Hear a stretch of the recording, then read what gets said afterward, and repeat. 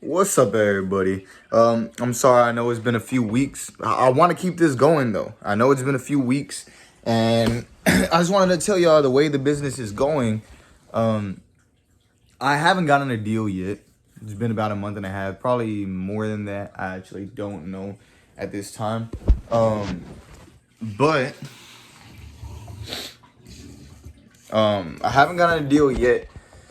But I ended up getting in a course. There was this guy who ended up contacting me. I've been building up a lot of my, I guess, contacts and stuff like that. I've been not collaborating with people, but kind of getting my what is it called? Just connecting with other people on Facebook and stuff like that. Just trying to get as much connections in the real estate as I can. So I'm adding a lot of people that have to do with the same thing, investors and stuff like that. So I end up adding this one guy. He really seems like he knew what he was talking about. I would see it on the feed and stuff like that. He would be like posting like little tips and tricks. And he ended up adding me into a Facebook group. And I always joined them if they had to do with real estate. So I ended up joining the Facebook group. And there was like a lot of tips and stuff on there that actually made a lot of sense. It was smart. And then so he ended up contacting me one day and pretty much, long story short, asking me if I wanted to be like in his course, kind of. He would be my coach. He has videos and stuff. He would put me in his private Facebook group, and it was gonna cost however much it cost. It was a lot cheaper. I'm not gonna really say, but it was a lot cheaper than all these other coaches were costing. And I was like, you know what? This guy, he's been in the game for 36 years. He gets $146,000 monthly cash flow. He has, I don't know how many properties, but he has a crap load of properties. He's making $146,000 every single month. And I mean, I could tell that people knew him and he knew what he was talking about. So I was like, you know what? I've always heard about you need a guide, you need this, you need that. And I was like, you know what? Let me just do it, man. Let me do it. I need to invest into myself. If I want this to be something, I'm going to invest into myself. And that's what I ended up doing. And since then, I have kind of gotten the insights as like things not to do and things to do and things that a lot of rookies, myself, make. And a lot of those things I was making mistakes. So I ended up taking his advice and doing what I had to do.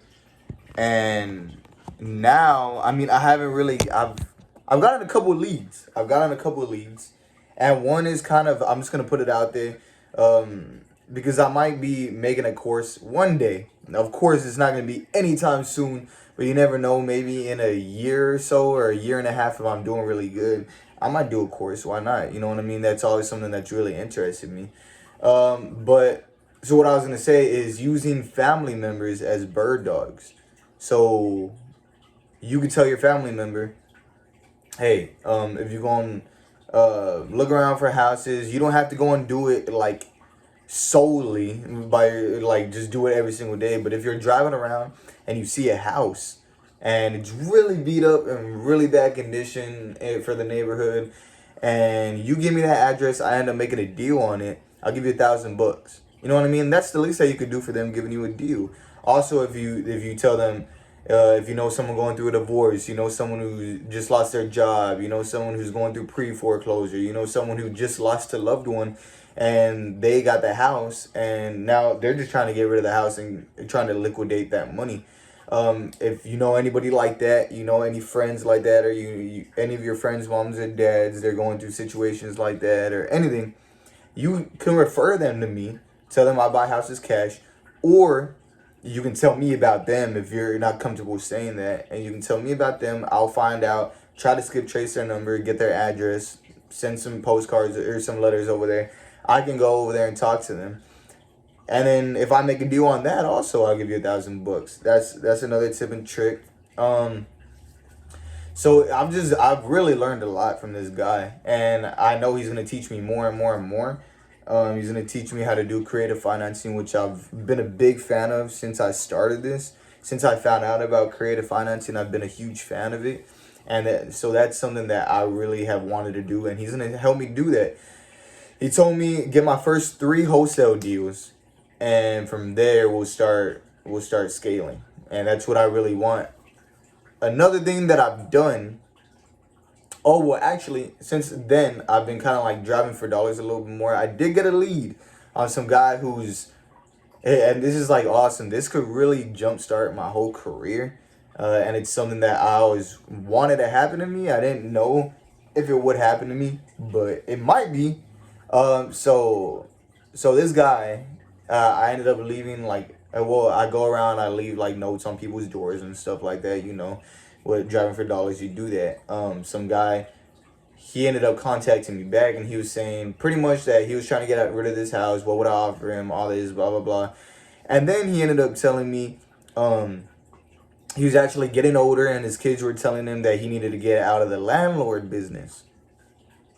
So this guy has multiple properties that he has to rent. I don't know how many. It could be 3, 4. It could be 5, 6. It could be 10, 15. You know what I mean?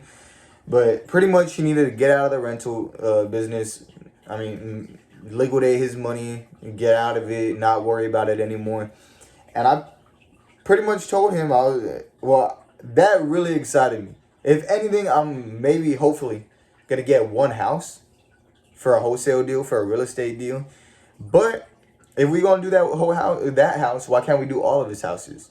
And I also did, since he was a landlord and he can't really deal with it anymore, I told him if we cannot agree upon a cash offer, we can do something called seller financing. So what I've learned since I've started is seller financing is pretty much the person that owned the house, him. It has to be owned free and clear. But you end up becoming the lender. He would become the lender. I would become the borrower, and I would pretty much pay him payments for his house every single month. So he could literally be like the bank. He can make let's say he wants 150,000 over 15 years, and he wants it at 2% interest, and he wants a balloon payment at the last 10 years, anything like that, you know. He can do that. If he wants a down payment, he can do that. And we kind of negotiated, of course, but that's what seller financing is, in case you're wondering. So that was really awesome. And then they're protected by a mortgage lien, and if something happens, they're able to foreclose on me without the foreclosure process. They just automatically get the house back. So it's a really good thing, especially for a landlord or a retired landlord, and you tell him, oh, I'll be giving you this cash flow every single month. I kind of make the point to, like, what are they going to do with the money once they get it? You know what I mean? So I could be giving them this cash flow every single month. Another thing that I did for the people still watching, amen to you, is read Rich Dad, Poor Dad. Anybody who has ever thought, and I've always heard this, I've always seen it on every entrepreneur that I've ever watched on YouTube. Every single person that I've ever seen as an entrepreneur has always recommended this book. And I finally felt like I had the time to read it. You know what I mean? So it's called Rich Dad, Poor Dad. Okay? So Rich Dad, Poor Dad is a really good book. Okay? And you can ask anybody in my family. You know what I mean? You can ask anybody. And I've never read. I had to read for school. And so I read for school what I had to read. But if it didn't have to do with school, I did not read. I didn't care about reading. It didn't excite me. It didn't make me feel happy. I just didn't care about it. I'd rather watch a movie. That's honestly, and a lot of people do like to read. But I ended up reading this book, Rich Dad, Poor Dad, and I'm like halfway through the book in like 3 or 4 days. I could have never said that at any other time. And that's because it has little summaries. If I wasn't reading the summaries, I'd probably be like a 3/4 of the way done. So that book, if you've ever had like an entrepreneur type of mindset, if you've ever felt like you wanted to start a business, if you ever started like you wanted to go into real estate, you ever felt like you wanted to do stocks, you ever felt like you just didn't want to be working a 9 to 5, if you ever felt that way, read that book. Read that book, and it really solidifies that is what you want to do, and you realize how much better that way of going is. If you have your own corporation, which corporation doesn't necessarily mean, which I learned from this book, doesn't necessarily mean that you own this big old building with millions of people working for you. But a corporation means that you just have your own corporation, you have your own business, and everybody in that business works towards that. For like a little point that I've found in this book, that, like I just said, those people that are still watching you are getting the goods. It's actually I don't know exactly what it is, but it's 1031. It's a law, 1031. I don't know exactly what it's called, but it's 1031. Okay, pretty much you can take whatever. Let's say I have this house, right? This house that I'm in. Let's say I buy it. It's worth $100,000.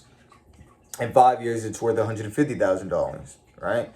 If I take this house and liquidate it, which means I cash out, I sell this house to someone and I get cash, I'm getting taxed on that money. Now, I don't know exactly off the top of my head what the tax would be on that money, but I'll be getting taxed out of $150,000, right? If you take this house and, I mean, trade, you would have to like liquidate it, but you can trade it for a bigger, better house. And you don't get taxed on that money because you didn't liquidate it to where you're going to go and spend it. So you don't get taxed on that money. So if I wanted to get out of this house and I'm using it as an asset, which anybody can do this, you go and upgrade to another house, you don't get taxed on it. Now, let's say I wanted to, from that house, I wanted to go to a bigger house, you won't get taxed on it. And from that house, I wanted to go and get a business. It's still real estate. I wouldn't get taxed on it. So that's a thing that he really spits into your mind. Another thing in that book is, I don't know exactly what this law is, but pretty much if you own a corporation, you get paid, right? And then you get to buy whatever you want. No, so you don't get paid. So you have your money coming in from that corporation. You're able to buy anything you want. Well, not anything you want, as long as it has to do with the corporation, a business card. Going to take one of your employees or one of your associates or something like that out to dinner or a business meeting that's in Hawaii. And you can make a vacation out of that, but you had a business meeting that's in Hawaii. Something along those lines that have to do with your business. You can pay for that with pre-tax dollars. So that money, so I'm sure a lot of y'all know this that are watching it, or that are watching this video. But so you get paid from your job, but before you get paid, you get taxed on your money, right? You get taxed on your money. So if you own a corporation, you own a business, you get to pay for that car, for that business car, or for that business trip. You get to pay for it with pre-tax dollars. So if your $1 gets taxed, I don't know the rate. This is something I need to learn, and that's what I've learned from this book. I need to learn more of this stuff. But let's say your pre-tax dollar, and this is just for math purposes, is actually 50 cents because the dollar gets taxed by the government, so it actually comes out to 50 cents, which it wouldn't be that. It would be less than that. But anyways, it depends on how much you make actually too. So a regular like doctor or something like that might be getting taxed more. So anyways, let's say your dollar is worth 50 cents really whenever it gets taxed. So you made $1, the government took 50 cents, so you get 50 cents, right? Whenever you own your own business, a corporation, you get to pay for that business trip with that full $1. All right, so you have that full $1, you pay for this business trip, and you pay for whatever else you need. At the end of all that, the money that's left is what's taxed, which might also put you in a lower tax bracket. So there's tax brackets. So let's say you make $1 million a year, you might be getting taxed, and this is just for math purposes, 50%. So you make $1 million, you're actually making 500,000, which is actually starting to actually become a thing, which is messed up. But it's on capital gains, which will be for me like real estate, blah blah blah. So you make $1 million, you get taxed 50%, so you make $500,000. It's not gonna be that same way if you use 500,000 of that dollars for ads, for a new business card, for real estate as an asset, or no, I don't think that would go. But you get other things that you need in that business, ads, this, that, you pay for business trips, this, that. So then after all of those things that you've done, you're left with $500,000. Now you're getting taxed on that $500,000. So instead of getting taxed 50% on the million you made, now you're making $500,000. So you're getting taxed less. So now you're getting taxed maybe 25% or 30%.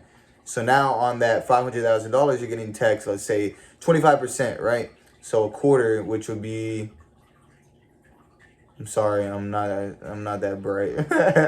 A quarter of, I think that would be a quarter of $500,000, whatever that would be. All right, I don't know, 150. I know I'm not right. But let's just say like $130,000, right? $130,000 you're getting taxed on that 50% of that $500,000 on it being 25% taxes.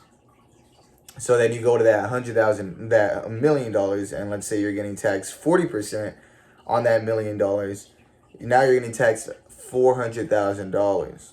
You see where that, if you would have kept all that money and not paid for anything, or you would have been getting paid a regular income where you don't own your own business like a doctor. I'm not putting anything on doctors, but I'm just putting it out there as an example. You would be getting taxed that much at a much higher tax bracket. So I've just learned a lot of things. I don't want to keep this video so long, but things are starting to move along, and we'll see where they go. I really want to see them go somewhere, and man, by this time next year, I'm not going to say I'm going to be a millionaire, but by this time next year, I might be in a big, a way bigger, or a way different situation by this time next year. And we'll see. Maybe I'll be in the same situation, but I kind of doubt it. You know what I mean? Like, all I need to do is hustle. I actually got into this business at the worst time possible because the housing market is like at an all-time high. So it's hard to get people who want to sell their house for lower.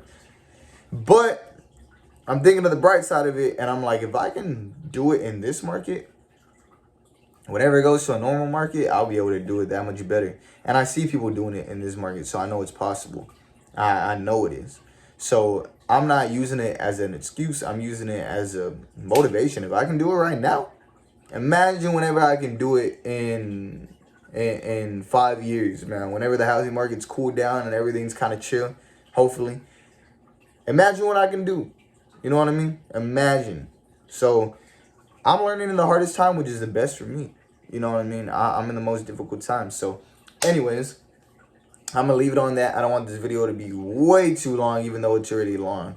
But keep on following me. I'll tell y'all where I'm at. I haven't made a deal yet, but I'm getting like business cards, bandit signs. I'm getting some envelopes and stuff in the mail today. I should be getting most of that today. And so I'm really going to start marketing and getting my name out there. And still cold calling and stuff like that. But let's see where it goes. You know what I mean? Let's get it. I'm ready.